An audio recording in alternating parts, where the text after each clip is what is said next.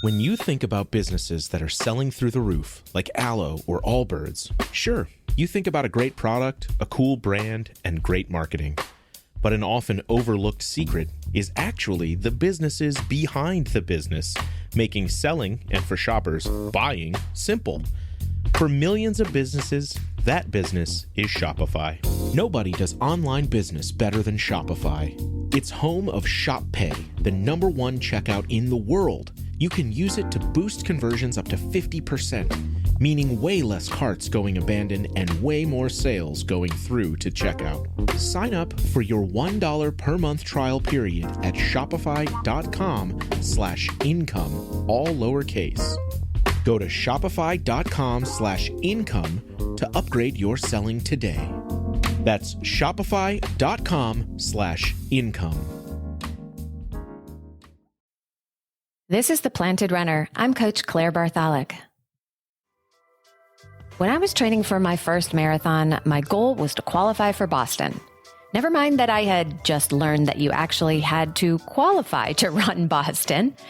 A friend of mine from high school had just run it, and I just simply assumed if she could do it, so could I. I had found a free online training plan that targeted a 3:40 finishing time, just what I needed.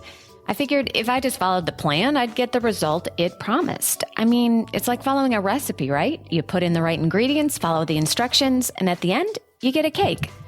Well, if you've ever seen those reality baking shows where beginning bakers make complete disasters of desserts, you can probably guess how my plan worked out. Now, don't get me wrong, finishing my first marathon on a cold, rainy day on a hilly course in 4 hours and 2 minutes is something I'm really proud of. But I completely missed the mark between what I thought I could do and reality. Could I have been more realistic in my pace goal? Maybe if I had known what to expect, I would have been able to predict the future a little more clearly. Like if my future self could have gone back and told me, look, I've seen the future and I'm sorry, honey, you're being ridiculous. So without the advantage of time travel, how do you even know if you're being realistic or ridiculous? Especially when it's with something you've never done before. Let's find out. Welcome to The Planted Runner. I'm Coach Claire Bartholic, and my mission is to help you improve your running, your mindset, and your life with science-backed training and plant-based nutrition. On today's episode, I'd like to explore how to create realistic race goals. You'll learn how to look at your training for clues, what your previous races can tell you about your future results, and the pros and cons of common race equivalency calculators. And this one is not just for marathoners. For shorter distances like the 5K or the 10K, you can be even more accurate in estimating your race pace before race day. I'll show you how. Before we get into all the details, I want to first thank everyone who has already downloaded my brand new Race Week Companion at theplantedrunner.com/race week. You are preparing for the most stressful week of your marathon training with the toolkit you need to be your best on race day. Now, if you haven't gotten yours yet, what are you waiting for? You'll get comprehensive race week nutrition details so you know exactly what to eat and when. 3 packing checklists for local or destination races, running guidelines for your final week, pacing guides for any type of race, mental strength guided visualization, a self-evaluation guide on how to accurately gauge your fitness based on key training factors, and more. And the best part is you can use this affordable guide right away for your race this spring, and then it's yours to keep forever, because I promise you, you'll want to go through it again for your next marathon. To grab your Race Week Companion, go to theplantedrunner.com/race week. That's theplantedrunner.com/race week. I've never offered this kind of package before, so I made sure to put in as much value as possible so every runner can feel confident on race day. I know firsthand how stressful race week can be, but being prepared with as many tools as possible will definitely help. Once again, get your Race Week Companion at theplantedrunner.com/race week. You will be glad you did. As always, don't forget to stay tuned all the way to the end of the episode for another Mental Strength Minute. Fortify your mind in 60 seconds or less. The last thing you want to do when planning a race is to set yourself up for failure. Imagine being on the starting line full of anxious excitement, and about halfway through the race, the wheels fall off the wagon and you're wondering why you make such bad decisions in life. On the other side of the spectrum is being way too conservative. We naturally want to do the best we can, but after hearing so many horror stories of people blowing up in a race, we timidly run along. At the finish line, we wonder, why didn't we give more? Now, I would argue that the second scenario is actually a pretty good way to run if you're just starting out. Knowing you could have done better is a great way to light a fire under you for next time. And to tell the truth, blowing up in a race teaches you powerful lessons too. I recommend that everybody do it once, especially if you've been too conservative in the past. Once you find your limit, you'll know where it is next time.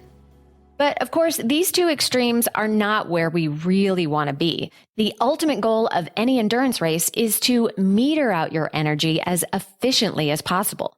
We know that effort always rises with distance, so starting out at a high effort will almost always backfire. You just have nowhere to go if you start in high gear. We want to run at a pace that is at the very highest end of our current ability for the entire distance, and then collapse 2 steps across the finish line.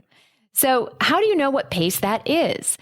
If your goal is the marathon or longer, you won't be running the full distance in training, so how can you know what that mysterious pace is? Well, you can't. I know that's not the answer you want to hear, but it's true. You don't know with absolute certainty that you can run X pace for Y distance until you actually go out and do it. But you can use some educated guesses. Let's start with the 5K. The best way to train for the 5K is to take the distance and chop it up into little pieces. Each week on your speed day, you run those little pieces at the pace you hope to run all 3.1 miles in, with rest breaks in between. Each week, your pieces get a little longer until finally you can run them all in just one piece with no breaks on race day. After several weeks of training, you'll know if your goal pace is too aggressive when you can't get through the workout at the pace you've chosen. So you adjust that pace until you get through the whole workout and keep increasing the length of your intervals each week. Because you can and should run the entire distance of the 5K in a single workout, you'll have a really good handle after a few weeks of what's possible. Training for a 10K or 6.2 miles is quite similar. You'll do a lot of long intervals of 10K paced work on your speed day, and if you're struggling to get through it, you will need to adjust. Now, when we get to the half marathon, things get a little murkier. You absolutely can run longer than 13.1 miles in training before a half. Many advanced runners will run as much as 16 miles before a half in the long run. But you're not going to chop up the half marathon into little pieces and run at half marathon pace in a single workout. That is far too extreme of a workout. You'll be doing a series of workouts and long runs intended to develop how fast you can run for a half, but you will not be running the race in training like you can for a 5K or a 10K.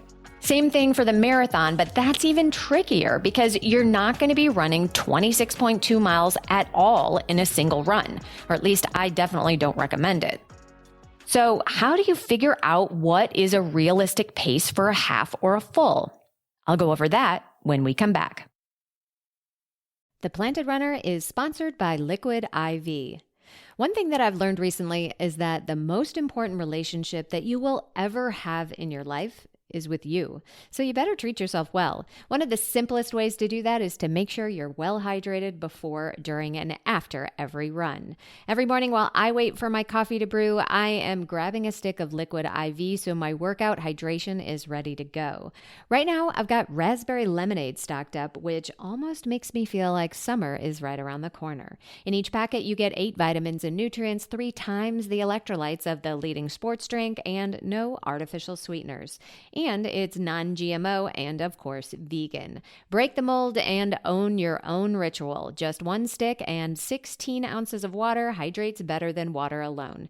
Treat yourself to extraordinary hydration from Liquid IV. Get 20% off your first order of Liquid IV when you go to liquidiv.com and use the code PLANTED at checkout. That's 20% off your first order when you shop Better Hydration today using promo code PLANTED at liquidiv.com. Welcome back to The Planted Runner. I'm Coach Claire Bartholic. When you're lining up for a half or a full marathon, you'd better have a plan. But how can you be sure your race plan and paces are realistic? Doubts will start to creep in.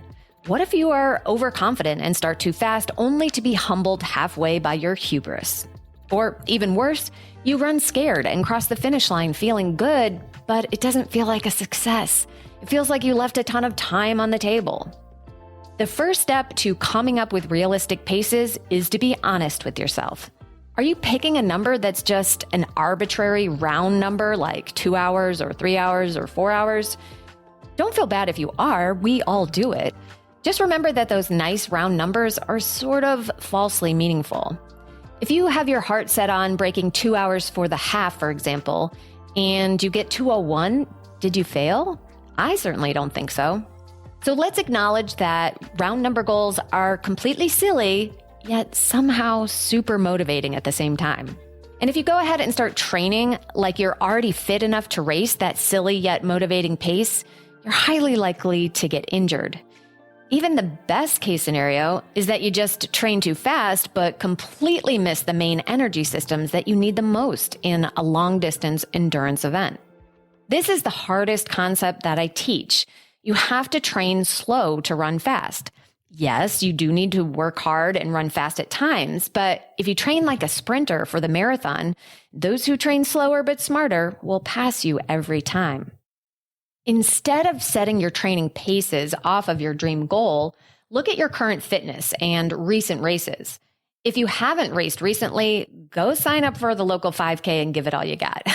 Then at least you'll have some kind of baseline for what your race fitness is, even though it's a completely different distance. If you can't find a race, you can do a time trial where you just pretend you're racing all by yourself, which is definitely harder, so factor that in. Then go plug your time into a race equivalency calculator. Jack Daniels and Macmillan are two good ones.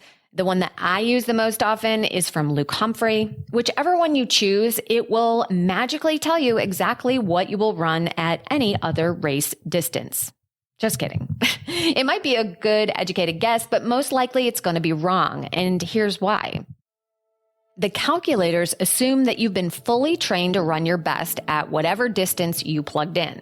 So if you just ran a 5K off the couch and think that it'll tell you what your marathon will be in 3 months, yeah, that's not really going to happen. And of course, that's probably a bad idea to begin with. Another scenario is that you could actually be really good at the 5K, but you haven't worked long enough on your endurance and you have no idea what you're doing with fueling and hydration, which are major factors in the marathon. So you'll get a completely unrealistic answer. Maybe you'll train too hard and then you'll completely bonk mid-race. The more different the two races you are comparing are in distance, the more inaccurate the estimations are likely to be. Hopefully, if you're training for a marathon, you've at least raced a half. That is a far better piece of intel that we could use to sleuth out your mystery marathon pace. A quick and dirty rule of thumb is that your marathon pace is double your half plus 10 minutes. But of course, rules of thumb are by definition overgeneralizations, so that one probably isn't going to work for you either. And that's because the demands of the marathon are more than twice the half. Fueling and hydration play a much more significant role in the marathon, and if you've never experienced one before, you won't know what to expect. This is why for first-time marathoners, especially those who haven't gotten really fit at other distances before, I recommend not focusing too much on a pace goal. You should focus on holding back for the first 20 miles or 32K, and then if you're feeling good, add a little speed each mile. For those who have some good race experience, your race pace calculations are likely to be more accurate, But there's always going to be a little mystery if you're really trying to test your fitness potential. So what's next? Well, if you're at the beginning of your training cycle right now, go train and see how hard it is. Find a well-made training plan, get a coach, read a running book, follow the plan that's tailored to your estimate. And of course, if you need help from me, you can go to theplantedrunner.com and I've got everything that you need. Your plan should be challenging, but still achievable. Your speed days should be hard, but you are almost never running all out, except maybe at the very end or on a few short drills. If you can't meet the paces, you need extra rest breaks or extra rest days, or you're getting injured, you are definitely not ready to race at that level just yet. But if you're nailing the paces, the mileage, the volume, getting good sleep, recovery, and fuel, those are very good signs you're on the right track. Yes, all training at times will make you tired, but you should not feel exhausted all the time. What about at the end of your cycle? You are tapering for the race a few weeks ahead, but you should have some race-paced workouts ahead of you. Those shouldn't feel exactly easy, but they definitely should feel in the medium range for the marathon and medium high for the half. For the 5K or the 10K, those should feel challenging, but sustainable for your workouts where you're only running a portion of the distance. Now, as I mentioned before, if you're trying to figure out your race pace for a race that you've never done before, you can use all the fancy calculators in the world, and I've got to tell you, it's a crapshoot. I mean, is there anything in life that you can accurately predict the outcome of when you've never experienced anything like it? Not really. So give yourself a mulligan on the first one, especially the marathon. Train hard and, of course, do your best. But this should be a reconnaissance mission more than anything else. You are gathering intelligence for your future self who is absolutely going to crush it next time. You'll learn from your mistakes and you'll remember everything you did right. No time travel necessary. Now, if you are listening to this and you're still wondering if your marathon pace is realistic, I've created a brand new tool that will help you evaluate this with a lot more accuracy. It's a race pace quiz that you will only find in the Race Week Companion. It helps you look at the 7 most important factors of your training to give you an overall score at the end, letting you know if your goal is realistic or ridiculous. To get this and so much more, head to theplantedrunner.com/raceweek. That's theplantedrunner.com/raceweek. And now it's time for the Mental Strength Minute. Fortify your mind in 60 seconds or less. Today's topic is courage before confidence. Whenever you want to do something new or go beyond what you've done before, it's scary. What if you fail? How do you muster up the confidence when you're full of doubts? You don't. You lean into your courage. This is not fake it till you make it. This is choosing to go forward and do something challenging, even though you don't feel 100% ready and confident. Because the only way to build confidence is to do the thing. And the only way you can do that scary thing is to do it before you're confident you can. So if you're nervous before a hard run or a race, gather your courage first, and confidence will be your reward. Thank you for listening to The Planted Runner, part of the Evergreen Podcast Network. Don't forget that you can enter to win a free custom training plan for your next race and get featured on the show. Just write an Apple Podcast review and enter at theplantedrunner.com/PRLab. Of course, reviews are the #1 way to boost this show's reach, and it's a great way to tell me what you'd like to hear next because I read every single one. Have a great run today.